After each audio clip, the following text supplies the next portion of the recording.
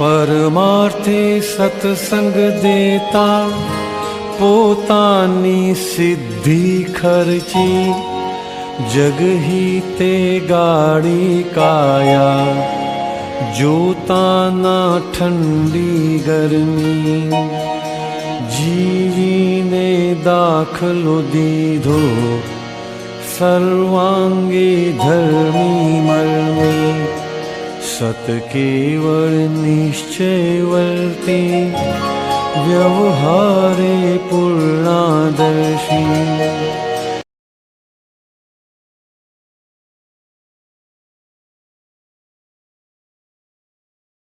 કવિરાજે લખ્યું છે ને, પોતાના પૈસાને સમય ખર્ચી સત્સંગ દેવા જાતા દાદાજી.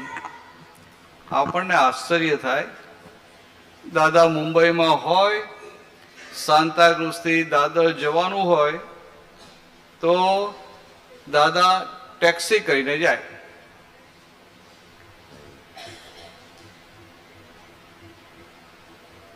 તો એમની સાથે એક મહાત્મા હતા.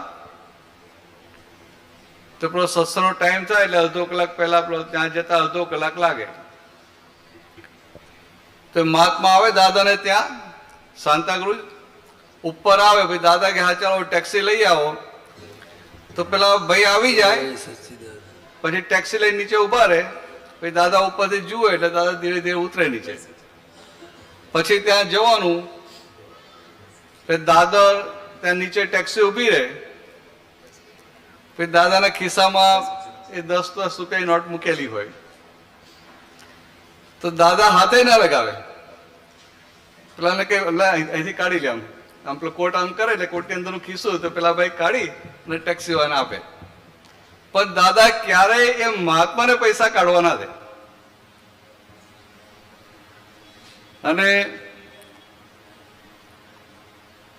પાછા જવાનું હોય, કોઈની રાઈડ મળી જાય તો બરાબર છે, તો આવી જ રીતે પાછા જતા રહે. અને આપણને તો આશ્ચર્ય થાય, આવો ગજબનો પુરુષ આમ 14 લોકના નાથ કહેવાય.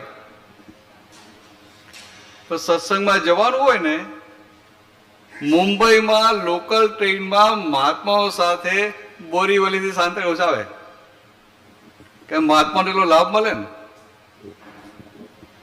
આપણે કલ્પના ના કરી શકીએ.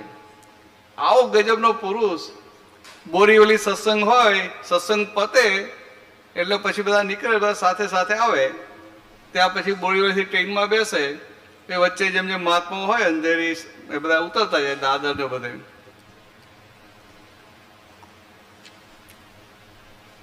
લાકડાનું પાટિયું, એની પર બેસવાનું. જે નોર્માલિટીમાં દાદા રહ્યા છે ને, આપણી કલ્પના ના આવે. ઝેર પચાવી કરુણા છાંટી અમૃત પાયે કોણ? તે દાદા, તે દાદા, તે દાદા ભગવાન. તે દાદા, તે દાદા, તે દાદા ભગવાન.